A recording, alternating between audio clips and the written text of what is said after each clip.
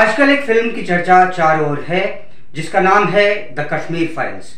इस फिल्म में यह नहीं बताया गया कि 30 साल पहले क्या हुआ था, बल्कि यह बताया गया है कि अगर हम आज न सुधरे तो 30 साल बाद क्या होगा।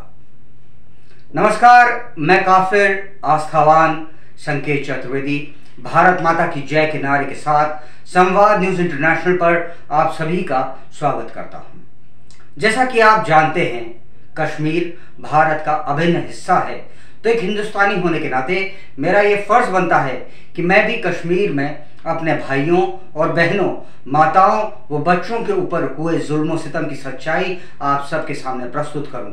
दुख, पीड़ा, दर्द, बेइज्जती का हर वो एहसास आपके साथ बांटूं जो एक कश्मीरी पंडित ने सहा हो, वह भी सिर्फ इसीलिए क्योंकि वह एक हिंदू था। हर मंदिर सिर्फ इसीलिए जलाया गया था क्योंकि वो एक काफिर की इबादत गाह थी। क्योंकि हमारी ये कोशिश है कि हम आपको जगाएं।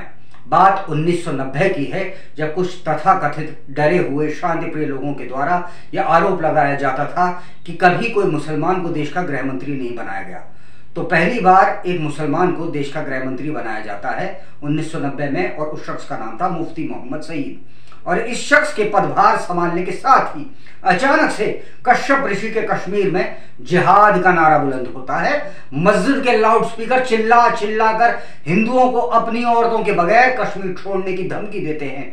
नाराए तकबीर अल्लाहू अकबर का नारा बुलंद करने वाली भीड़ हिंदुओं से कहती है कि या तो वो कश्मीर छोड़ दें, या फिर धर्मांतरण कर लें, या फिर मरने के लिए तैयार रहें। क्योंकि बात सिर्फ लफ्ज में न रहे, इसके लिए मैं आपके सामने कुछ साक्ष्य भी प्रस्तुत करता हूं। तारीख थी 4 नवंबर 1989, जब न्यायाधीश न्यायमूर्ति नीलकंठ गंजू को दिन दहाड़े उच्च न्यायालय के सामने बम हमले में मार दिया जाता है। उनका कसूर सिर्फ इतना था कि उन्होंने इंस्पेक्टर अमरचंद की हत्या करने वाले मकबूल भट्ट, आतंकवादी मकबूल भट्ट को फांसी की सजा सुनाई थी। उनकी हत्या कश्मीरी हत्याओं की शुरुआत भर थी। फिर 7 मई 1990 को प्रोफेसर के.एल. गंजू को उनकी पत्नी के सामने तथाकथित जिहादियों ने, आतंकवादियों ने मार डाला। उनका भी गुनाह इतना था कि वो हिंदू थे। 22 मार्च 1990 को अनंतनाग जिले में रहने वाले दुकानदार पीएन कौल की हत्या की जाती है। हत्या इस कदर खौफनाक थी कि उनकी जीवित अवस्था में ही उनकी शरीर से चमड़ी उधेड़ दी गई थी। 25 जून 1990 को गिरजा टिक्कू नाम की कश्मीरी पंडित के संग जो हुआ, उसे सुनकर आपको इन जानवरों से नफरत हो जाएगी।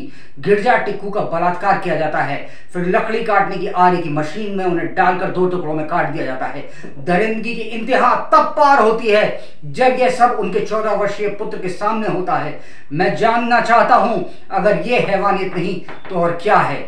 12 जनवरी 1990 को तेज कृष्ण राजदान की हत्या न सिर्फ उनका मित्र करता है, बल्कि उनकी लाश को मस्जिद में रख दिया जाता है कि लोग देख सकें कि भारत से प्यार करने का अंजाम क्या होता है। अगर यह गद्दारी नहीं तो और क्या है। ऐसे असंख्य वाक्य हैं जो मैं आपको सुना सकता हूं, मगर मेरे जज्बात मुझे कलम रखकर रोने को कह रहे हैं। अब क्या आपने इन कश्मीरी हिंदुओं के नरसंहार के लिए आज तक कभी भी एक भी तथाकथित सेकुलर मुसलमान नेता को रोते हुए देखा है? किसी को अवार्ड वापस करते हुए देखा है? कभी जेएनयू में, एएमयू में इनकी याद में हुआ कोई कार्यक्रम सुना है? रही सही कसर कश्मीरी पंडित कौल दत्तात्रेय ब्राह्मण राहुल गांधी की पार्टी कांग्रेस बेशर्मी के साथ पूरी कर देती है, जब वो पूरे जम्मू में, कश्मीर में धारा 370 फिर से लागू करने की बात करती है। यहां मैं आपको बताना चाहता हूं कि जम्मू कश्मीर में सिर्फ दक्षिण कश्मीर के घाटी इलाका ही है जो मुस्लिम बहुल है। उत्तरी कश्मीर में बौद्धों की संख्या ज्यादा है, वो जम्मू क्षेत्र में हिंदुओं में की संख्या ज्यादा है। मैं अंत अपनी बात को इस बात से करता हूं कि सत्य की ख्वाहिश होती है कि सब उसे जान लें, और झूठ को हमेशा डर रहता है कि कोई उसे पहचान न ले। मैं सच दिखाने से कभी झुकूंगा नहीं। सत्य सदैव आपके सामने संवाद न्यूज इंटरनेशनल पे आता रहेगा, और संकेत चतुर्वेदी सत्य आपके सामने लाता रहेगा। जय हिंद के नारे के साथ, भारत माता की जय के नारे के साथ।